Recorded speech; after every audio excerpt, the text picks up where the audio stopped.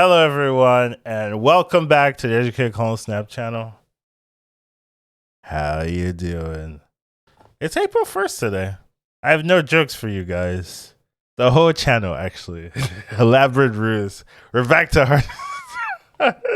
Anyways, today it's April, and I wanted to talk about the season pass that's going to be happening, the new season. We're going to discuss all the cards coming, some of the bundles and everything. We've done a lot of this already, but I do think it's good to make a dedicated video for those that want to just have full knowledge of what's going to be happening this month.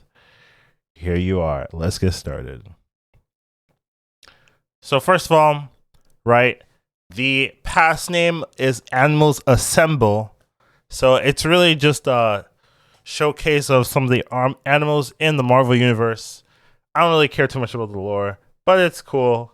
Cats and dogs are cool. I'm just saying this pandering to the people that have pets. I've never had a pet, really, so I have no idea. I'm just pandering. Anyways, but yeah, it's going to be featuring Hit Monkey. It starts on April 3rd, so that's in around 2 days. Gonna be less than 2 days when you see this video, so definitely happening soon. Here are some of the variants that you're going to be seeing. You can see here Cosmo and Goose are going to be some of the featured cards included in this season, as well as the Hit Monkey, the new season pass card. We're going to talk about all of them. So here you can see, as of recording, under about 2 days. It's going to be 1 day when you see this. But yeah, April 3rd is when it's coming out. It's going to end on the 1st of May. So it's actually going to be less than a month for the season. And that's actually pretty rare, I would say. Most of the seasons have been like slightly over a month or so, if I remember correctly. So this is kind of interesting, having less than a month for the season. But that's particularly fine. I don't think it has to be over a month or anything like that. So yeah, you still have the same price points for the passes if you want to get that. So here are the new season cards. We've got Hit Monkey, we've got Cosmo, and we've got Goose. So the cool thing is, if you do buy the pass, you're going to get a variant for Goose, and Goose is a Series 3 card. So that is something you could be considering, right? The ability to get a Series 3 variant. Even though you don't have the base variant, you're still able to play with Goose before you need it, so that's something cool to talk about. Cosmo is a Series 2 card or lower, so you're going to have that already, but if you don't have Goose, that is something you can take advantage of. Now, Hit Monkey, let's talk about this card in particular, right? So this card is on reveal +2 power for each other card played this turn. Now, when this was revealed, it was actually +3 power, and that was crazy. So I'm definitely glad they moved it down to 2 power, but I still think this can be a ridiculous amount of points for 2 power. So you have to be thinking some of the synergies, right? You want to be playing this with a ton of other cards. You want to flood the locations with Hit Monkey down. So if you play 3 other cards plus this, you're going to get 6 power, which is decent, right? If you play 4 cards, now you're getting into the nasty territory. This can be very reasonably 10 power. 2 mana, 10 power. This could be 12 power. And you have to keep in mind that this synergizes with a lot of really good cards. Basket's pretty popular right now. This can synergize with it. The Mysterio, right, procs 3 times. They all count as being played, so that can synergize really well with it. Shuri is another card where that could really synergize with it. And anything that is 1 mana, right? So anytime you can play something for 1 mana, that's another easy way of synergizing with it. So you can really get this card up to very high power levels. So I actually think this is going to be a good card. I'm going to recommend this card. Essentially, I think this is going to be something that could be a very good part of the meta. So unlike some of the other series passes that I've really talked about, I think this one is definitely something you can invest into. So that's my current thoughts. I think there's a lot of ways to really take advantage of this particular card. So let's go back to the next talking points here, right? So that's the season pass card. Now here are some of the variants. I'm not really too focused on variants, but if you do like some of these variants and you think this is worth the price point, you can definitely look to getting the season pass for this reason. I usually just focus on the power level of the cards and the progression you get from doing it. Now we're also getting 3 new Series 5 cards being introduced into the game over the weeks of this April season pass. So first one we have is Jeff. So this one is a fan favorite, honestly. I see a lot of people talk about Jeff and how they can't wait to play Jeff for some reason. I do think this card is playable. He definitely seems like a fun card and a happy little guy. Like it's hard to look at this guy and be like, ooh, this guy's bad. But it's very similar to a Nightcrawler in the effect that you can move this once. The one caveat is nothing can stop you from moving or playing to that location. Now, what does that mean? I don't fully know what it means. I actually don't fully know what this means for an effect. Does this mean that it ignores everything? It ignores location effects, minion effects, card effects, whatever. It's just like, hey, I'm Jeff. I want to move wherever. I'm going to move wherever. If that is the case, that could be really, really useful. That's actually a very powerful ability. The things that come to mind, if that is how it works, is just playing this into lockdown. So Professor X is something you can definitely abuse with this. So if you Professor X and they're beating you by a couple points, you can just say, hey Jeff, I've got a job for you. Go win that Professor X location for me. And you can really turn that into a pretty big weapon to take advantage of. So that's definitely something you can do. Another thing that Nightcrawler had some struggles with is just being Killmongered. And you thinking, the Nightcrawler will win the location, but they get Killmongered. Well, Jeff is 2 mana, so it doesn't have that weakness there. So you could argue, it's more expensive. But I would say, like, that might just be a plus in that it doesn't get Killmongered easily. So I think it's actually quite a good card. 2 power for 3 isn't horrible. It's not super premium, but it's not horrible.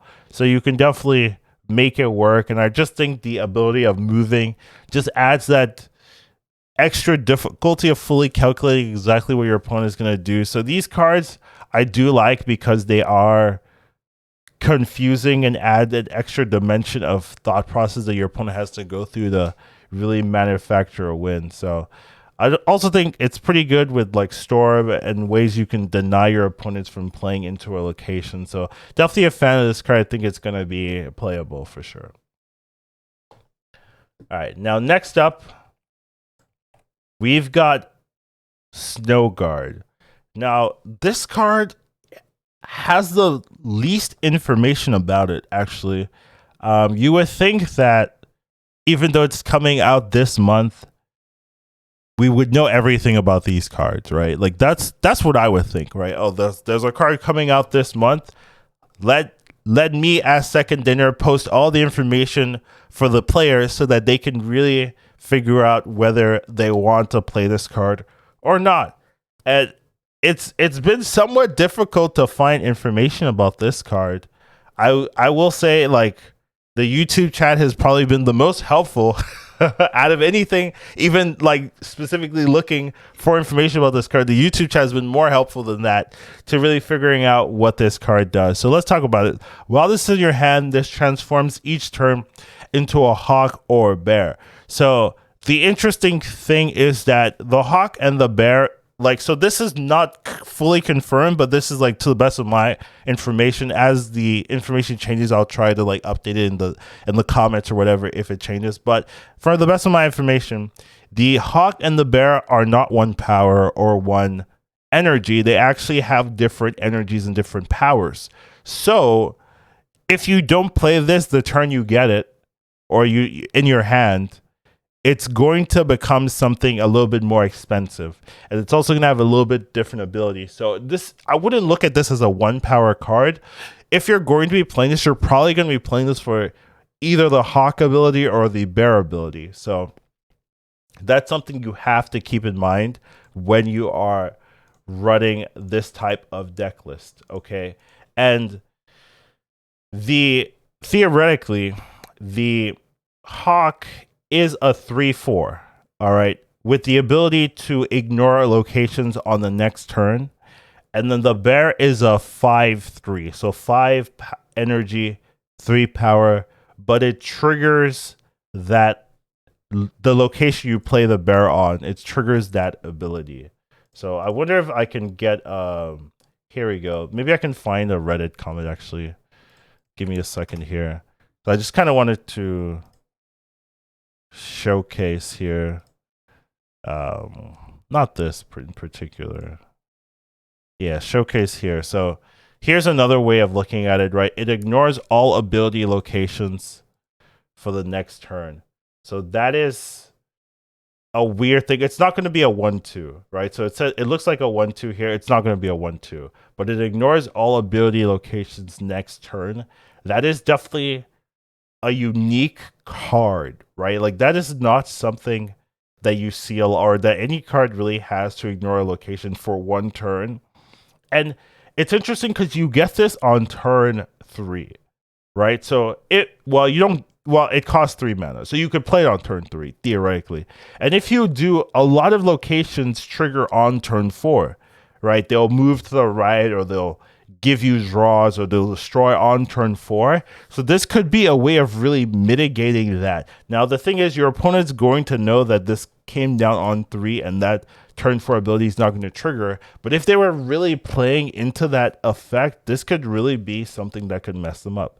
And then the Bear triggers the effect of this location. Now, I don't think it matters if the location has a turn restriction, right? Like like we were talking about the move everything to the right on turn 4. I don't think that it has to be turn 4 for you to play this and it triggers. I think it will just trigger the location effect regardless of the turn. Now, that's why it costs 5 and only has 3 power, because that could be very game changing in the right scenarios. This could really mess with what your opponent wants to do. So I don't know how good or bad this is going to be. Like, I really think this is probably one of the more skill expressive cards in the game. The fact that you can't really control whether you get the Hawk effect or the Bear effect, you will know, like, if you have Hawk, it's going to be Bear next turn, most likely. I don't think it's like a 50-50 flip, and it could be Hawk into Hawk into Hawk into Hawk. I don't really think that's going to happen. I think it's just like Hawk into Bear into Hawk into Bear. And if, like, let's say you get this on turn 1, Bear on turn 2, Hawk on turn 3, like, that would make sense. But it could also be the other way around, where it's maybe Hawk on turn 2, Bear on turn 3, which would be a little bit annoying, right? But overall, right, that's this card. Definitely think it's a unique card. It's hard to really guess how good or bad it is. And also, it's hard to know exactly what type of deck you need to build into this card, right? I talked about Hid Monkey, right? You could play it in a Sarah list. The Jeff, you could play it in a Lockdown list. I don't really know off the top of my head what list you play this in. I definitely think this is more of a tech card, but it's a cool tech card, and I don't hate it. We'll just have to see, like, if the numbers make sense. Is a 3/4 for the Hawk balanced, and is a 5/3 for the Bear balanced? That kind of thing is really what I would be looking at when I'm deciding on this card. So it's cool. I just don't know if it's going to be broken or not, right? So moving on. Finally, we've got the Stegron. So this is a move synergistic card. So move is moving up. But honestly, when it comes to move decks, you want to move your own cards. You don't really care about moving your enemy card. This card reminds me of Juggernaut in a way where it moves an enemy card to another location. The main difference here is that it costs 4, and also you don't have to play the card you're moving. Your opponent doesn't have to play the card they're moving this turn. So let's say they play like a red skull on 5, right? And that's the only card they have there, and you have priority. You can play Stegron into that red skull, move it to another lane, and it's very likely you could win that lane by itself, right? Because they're not going to play around the Stegron. So I actually think this could be a pretty cool tech card. It definitely fits in the realm of tech, kind of like a reverse arrow in how you want to do it. So seems playable to me. I will say the main problem is it costs 4 and has a base of 5, which is pretty low. But I do think it has the potential to win games. The problem is like into Hidden Monkey meta, like if Hidden Monkey becomes meta, this is not going to be that good because you're going to be playing a ton of cards, usually when you're going to want to get the payoff on the Stegron, and especially if they have filled the other locations, this isn't going to do anything. So there is a big weakness there, but it does seem like it's not going to be Omega broken when it comes out, right? And that would be my fear of this. Not that it's super weak, but it's super strong, and it becomes like a new arrow level card. So I don't see that happening here. I think because it costs 4 and the base power is pretty low, that's not gonna happen. So it could be a good tech card, but don't see it like breaking the meta or anything like that. So it also doesn't really help Move. I was kind of joking, like, you know, Move wants to move their own cards. They don't really care about moving your opponent cards. They do a little bit, but not enough to like put this card in there if that's like your main goal. So those are the new cards coming out for Snap this month. Definitely could all see play. My most excited probably the Hidden Monkey, right? But Jeff, I think, is pretty cool. Like this, maybe Jeff is my most excited because I can just see myself running this in a lot of decks that don't have that much synergy. This could be like my new Lizard. I could definitely see that. Unfortunately, it's gonna take me like half a year to get this, but you know, once that comes, yeah, then sweet. Oh man. All right. And now another thing that Marvel Snap Zone has done, which I really appreciate, is they've put the series drops, their predictions. And I think now it's very easy to make predictions because I get a lot of questions like, oh, what do you think is going to drop down? And I had this like Excel sheet from Azrael that I was using to kind of like keep track of things. But this also helps a lot. So the Modark series was a couple months ago. It's very likely that it does drop down here. So I do agree with this, right? Ghost Stature, Modark, like fair enough, right? Like these cards aren't particularly crazy. So I don't think it's going to change too much. I do think Stature is pretty good. And I actually think you can get some decks with that, right? So I actually think that's fine. But the other two, Modark is okay as well. It's just like they're not super meta or anything like that.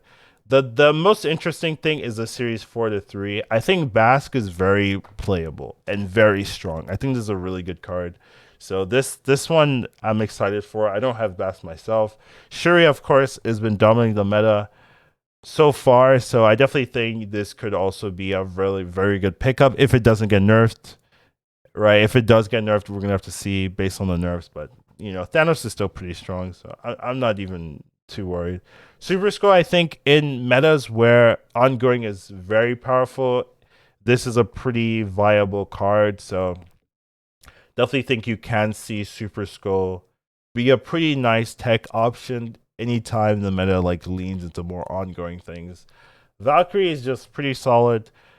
Same thing with Basque, right? You can play that in like Cerebro 3, and it's a nice finisher if you don't want to deal with Shang-Chi.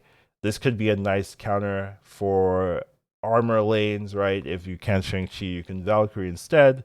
So that could definitely be a way to play it out. And then Black Panther is okay. I think a lot of people are moving into other directions than Black Panther. But there are still some decks where Black Panther tends to shine. If you Zola it, it's still really good. So it definitely has its place in the meta. And then they also talk about some of the bundles. So I actually do have just a dedicated bundle video as well. But I feel like I can boil it down to a couple minutes if you want to just know what to look for. So here are some of the bundles. I will say if you are not Series 3 complete, then the one I would focus on is the Trog bundle. I think if you're not Series 3 complete, credits are still somewhat premium because that's the best way to get Series 3 cards, and you really want to get the premium Series 3 cards that you need. Mystique, Doctor Doom, Electro, Loctor, those type of cards. So if you still need to complete Series 3, then credits are something you want to be getting.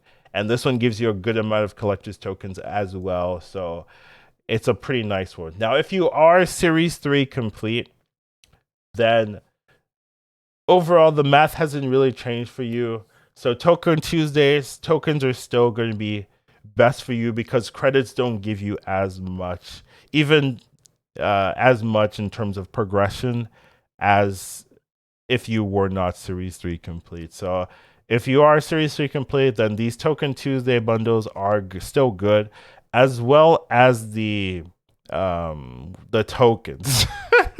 This naming is so weird to me. But yeah, this one where you're spending 5,000 gold for 4,500 tokens is still going to be a lot of value for you because progression is still best used for tokens. So those are the two that you're looking for. If you're not Series 3 complete and you don't have 7,000 gold, do I recommend you get the tokens yourself?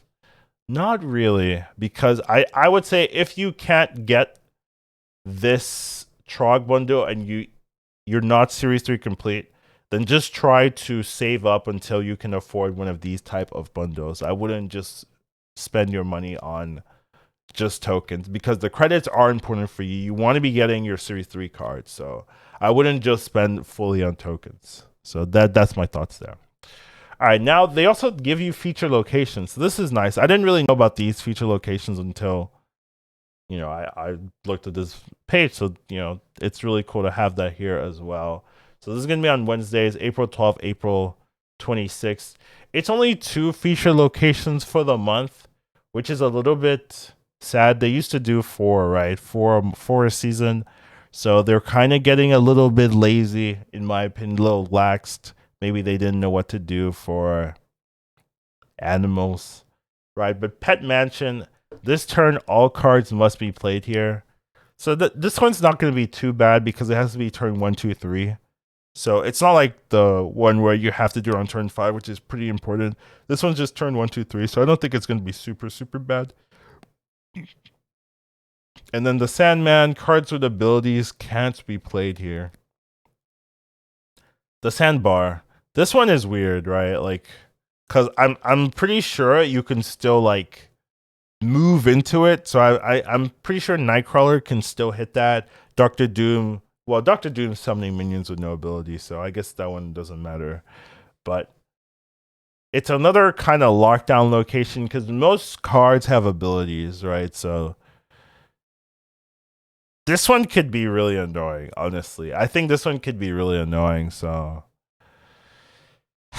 like I can already hear people complaining like, why does Second Dinner keep releasing locations that prevent us from playing our cards? I can already hear it, but like it's sometimes hard to create new locations, or maybe they just don't have good ideas or something, but they want locations to feel like they're relevant. And some of the base locations don't have that ability. They're not super relevant. So when you deny people from playing cards or forcing them to play cards, like that's how you can force a location to be very relevant. But it's still weird that this is like almost like Sanctum Sanctorum in a way, right? It almost is. So definitely, I can already hear the complaining, but those are the feature locations. We'll see if we can make it work. But yeah, definitely cool. And then we have the hot locations. These ones are just locations we've already seen before, so they're not super unique, right? You should be able to expect it. X Mansion, Sinister London, Onslaught, Nova, Monster Island, Biofrost. I remember when this came out when I was pretty new, and it was just move deck galore. I wonder if it's still going to be move deck galore when this comes back. The meta has changed wildly, so it'd be pretty interesting, but we'll see. And then we have some of the rank changes, right? So this season, if you've seen the roadmap, they did say that rank will be more balanced essentially, and that infinite players will only get infinite players, and you can only fight people 30 ranks between your rank and your main and what you are. So it should be interesting to see rank. But we're nearing the end of it here, so hopefully you guys enjoyed taking a look at the April pass and everything that will be revealed in this season. Hopefully this is a great season, lots of cool things. Hopefully the balance changes for this month are a little bit better than they've been for the previous months. I definitely think they have not hit the mark on the previous balance changes, but hopefully this one will be a little bit more fair. And hope you like this one. I'll see you in the next one. Take care of yourselves. Have a wonderful rest of your day. Educated calling snap. Once you watch him, you won't go back. He'll teach you to marvel snap. Your skill